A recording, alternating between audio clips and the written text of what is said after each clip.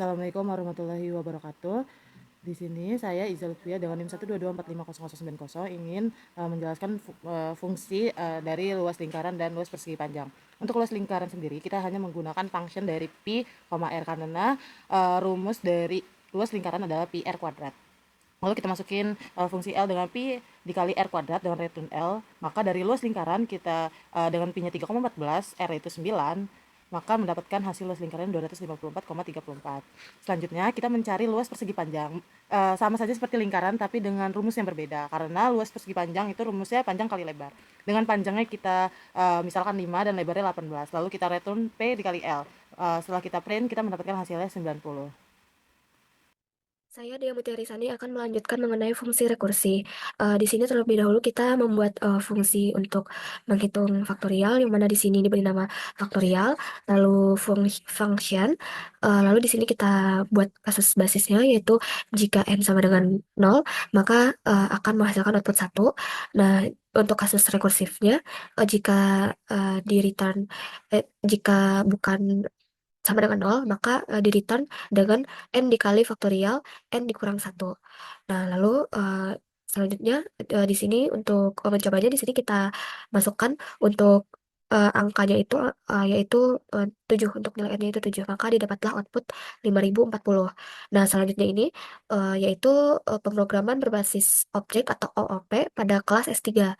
Di sini kita membuat objek dengan kelas S3, di mana di sini untuk fungsinya di sini kita beri nama MHS underscore itera, yaitu function nama, umur. Nah, di sini kita membuat list dari mahasiswa itu sendiri, yaitu dengan masukkan namanya itu nama, umurnya itu sama dengan umur. Nah, selanjutnya ini ada untuk kelasnya itu kelas mahasiswa, yaitu mahasiswa. Dari di sini kita return mahasiswa. Nah, untuk mencetak kelas mahasiswa, di sini kita membuat fungsi print mahasiswa. Nah, di sini function dalam kurung P. Di sini kita buat untuk namanya itu P, eh, di sini untuk dolar nama. Dan di bawahnya untuk umur, di sini P dolar umur, di mana di sini kita akan memasukkan eh, untuk nilai nama dan umurnya nanti. Nah, di sini untuk contohnya menggunakan objek dan metode tadi.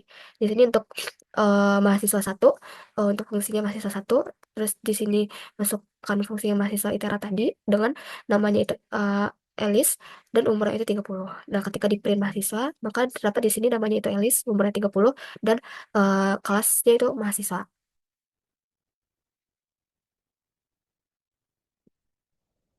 Nah, selanjutnya saya Irfan Farzi melanjutkan bagian selanjutnya, yaitu kelas S4. Nah, untuk mengatasi masalah dalam kelas S3 dengan objek lebih formal. Di mana kelas S4 ini mendefinisikan dari set class.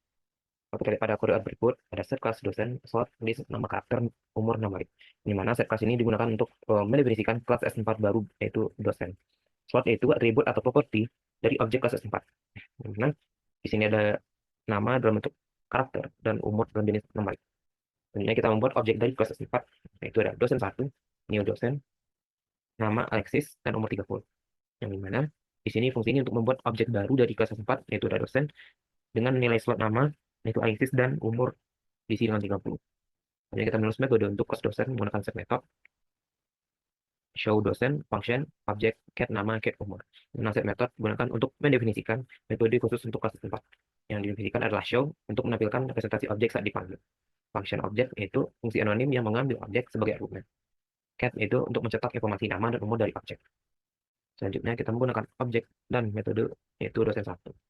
Nah, ketika dosen 1 dipanggil, metode show otomatis dijalankan dan output yang disukai seperti berikut.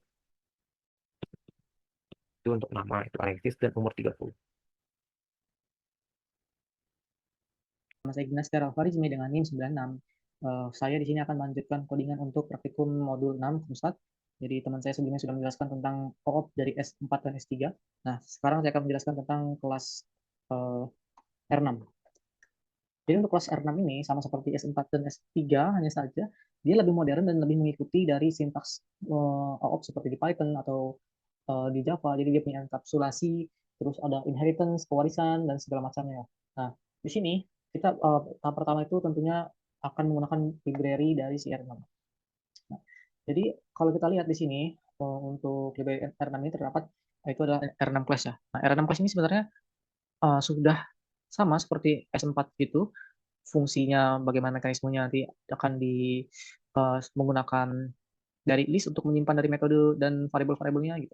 Nah, hanya saja dia lebih terstruktur sehingga dapat ya lebih banyak lah istilahnya untuk fitur-fiturnya seperti inheritance dan segala macam. Nah, kita pertama-tama ini kita akan coba untuk membuat dari si kelas R6-nya, misalnya kita ingin membuat nama peserta ya.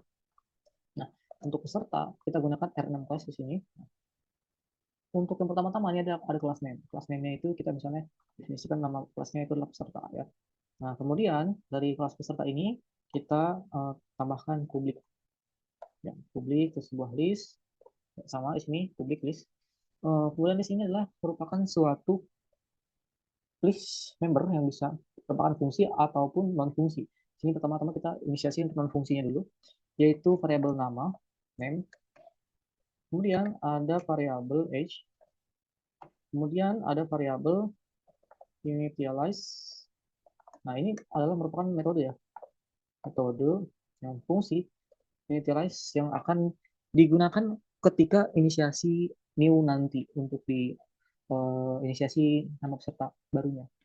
Nah, fungsinya di sini parameternya nanti akan menggunakan umur dan nama. Nah, oke. Baru kita masukin si ini ya, variabelnya. Kita akan masukin ke variabel name untuk dari si nama dan untuk variabel si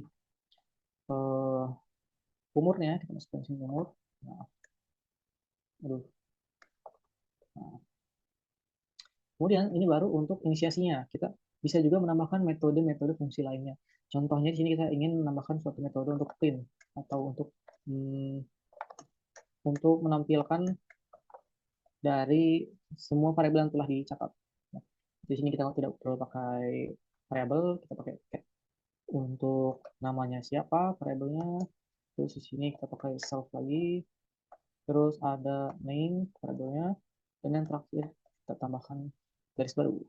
Nah, samain untuk umurnya berapa, terus misalkan pakai variabelnya lagi, dan terakhir, nah, kita sudah membuat untuk simple R6 class. Di sini kita sekarang ingin membuat objek baru dari kelas R6 yang kita buat, misalnya peserta 1. Di mana peserta 1 ini kita akan menggunakan peserta. Nah, langsung kita tambahkan new gitu. Jadi kalau di Python kan langsung gini ya, peserta dua kurung. Tapi kalau di R6 ini kita harus pakai tanda untuk dollar dulu, new baru kita bisa masukkan namanya, misalnya sini adalah Bastiar, terus di sini umur saya adalah 20. Nah, baru kita ingin coba gunakan metode yang sudah kita pakai tadi, metode inisiasi, yaitu print. Nah, di sini terus kita cek peserta 1 untuk metode printnya langsung jalankan. Nah, kita pilihkan sudah sesuai dengan apa yang kita tuliskan. Sekarang, gimana kalau kita ingin mengubah variabel yang sudah ada di sini? Nah, kita langsung aja di sini. Kita ingin mengubah atributnya. Dari peserta 1, kita ubah, mana yang mau diubah? Misalnya umur yang mau diubah. Seperti ya. Umurnya kita ubah jadi, misalnya saya bertambah 1 tahun bulan depan. Nah, berarti terus namanya, nama lengkap ya. Nama lengkap saya ya. Terus kita lakukan peserta 1 metodenya, print lagi. Nah, lanjut aja, masukin. Lihat sudah berubah ya teman-teman. Seperti itu untuk penerapan simple R6 class dalam komputasi statistik R. Untuk penjelasannya sekian dari kami, kurang lebihnya mohon maaf. Assalamualaikum warahmatullahi wabarakatuh.